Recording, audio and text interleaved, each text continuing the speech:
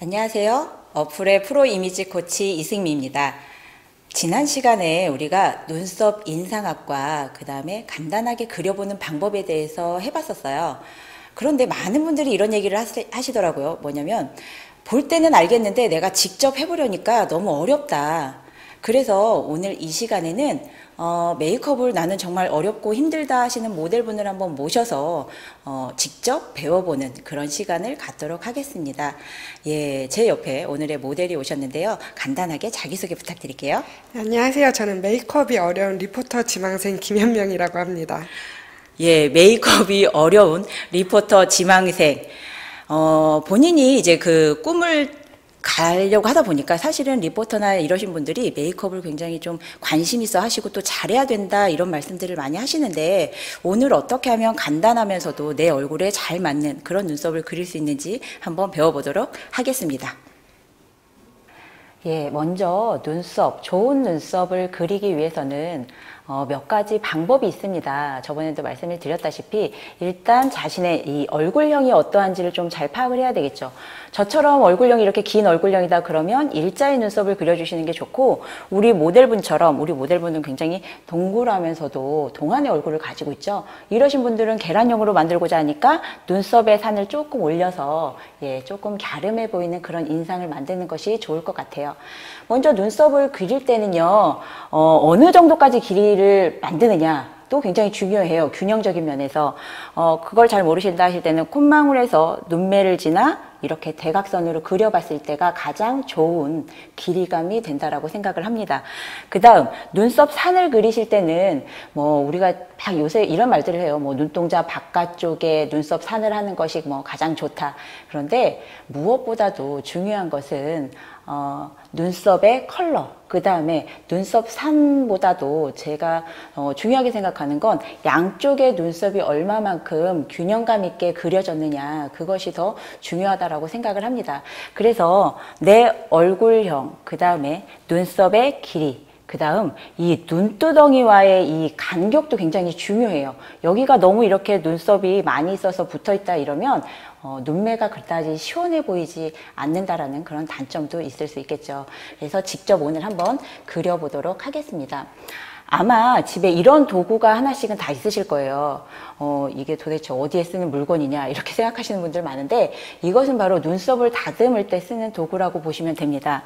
눈썹을 다듬을 때는요, 이렇게 눈썹을 결대로 빗어보면, 비처럼 이렇게 빗어보면 이렇게 커트할 부분들이 나와요. 근데 굳이 이것을 안 쓰시고 그냥 하시다 보면 듬성듬성 쥐 파먹은 것처럼 그렇게 모양이 안 예뻐질 가능성도 크기 때문에 익숙해지기 전까지는 꼭 이런 도구를 활용을 하시는 것이 좋습니다. 그래서 이렇게 빗어주신 다음에 커트를 해주시면 됩니다. 이런 눈썹 가위를 이용을 해서. 어느 정도 커트가 됐다. 그러면 이런 칼을 활용을 해서요. 눈두덩이에 잔털들을 밀어주셔야 되는데 이 미실 때도 사실은 방법이 있습니다. 제가 지금 하는 방법 보이시나요? 눈썹에 피부를 살짝 당기죠. 왜냐하면 눈가에는요, 콜라겐과 피지선이 거의 없기 때문에 상처가 나도 잘 아물지 않을 가능성이 굉장히 크고요. 그 다음에 잔주름이 굉장히 많이 생겨요. 그래서 이런 것들을 하실 때도 이렇게 눈두덩이를 이렇게 살짝 올려서 피부를 팽팽하게 해주신 다음에 이런 칼들을 이용을 해서 이렇게 잔털을 관리를 해주십니다. 그러다 보면 아이 메이크업을 했을 때도 이 색조의 밀착감이 훨씬 더 높을 수 있고요. 그 다음 눈매도 좀 시원하고, 그 다음 이 눈꼬리를 반듯하고 뾰족하게 만들었을 때 그 일의 마무리라든지 그 결단력 있는 그런 인상을 만들 수 있다라고 생각을 합니다. 그러면 직접 해보도록 하겠습니다. 이런 도구를 활용을 해서 눈썹에 난 방향대로 빗질을 해줍니다. 가지런히 이렇게 빗어준 후에 삐져나온 곳을 이런 가위를 활용을 해서 커트를 해주는 거예요. 이렇게 하지 않으면 나중에 듬성듬성 여기가 쥐 파먹은 것처럼 균일하게 되지 않을 가능성이 크기 때문에 꼭 내가 익숙해지기 전까지는 이런 도구를 활용을 해줍니다. 이런 칼을 활용을 해서 피부를 최대한 끌어당기고 눈두덩이에 있는 잔털을 이렇게 제거해 줍니다. 아까도 말씀드렸다시피 눈가 피부는 굉장히 예민하기 때문에 스크래치가 나면 상처가 잘 안 아물거든요. 그래서 이렇게 피부를 당긴 다음에 해주시고 눈썹의 모양을 이렇게 해야 됩니다. 눈썹의 모양을 좀 만들어 주셔야 되는데 이 친구 같은 경우는 이쪽이 너무 솟아 있어서 여기를 깔끔하게 정리를 할게요. 그 다음 이제 눈썹을 그리실 건데, 자, 이 친구는 얼굴이 동그랗죠. 그래서 눈썹에 산이 약간만 있으면 훨씬 더 얼굴이 갸름해 보이겠다라는 생각이 들고요. 이 눈썹의 컬러는 헤어 컬러, 눈동자 컬러, 중간 정도의 컬러가 가장 좋은 모양으로 보일 것 같아요. 눈썹을 그리실 때는요, 눈썹의 끝에서부터 모양을 만들어 가시는 것이 좋습니다. 왜냐하면 눈썹의 앞머리에는 충분히 컬러감이 많이 들어가지 않아도 될 만큼의 숱이 있거든요. 그래서 내가 비어있는 곳을 메꿔준다라는 느낌으로만 눈썹을 그려주시는 것이 가장 좋겠죠.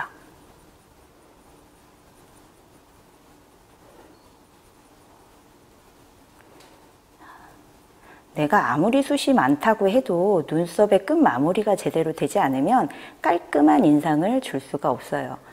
그래서 앞으로, 그 다음에 앞쪽이 조금 비어있다 그러면 이 빈 공간만 살짝 채워줍니다.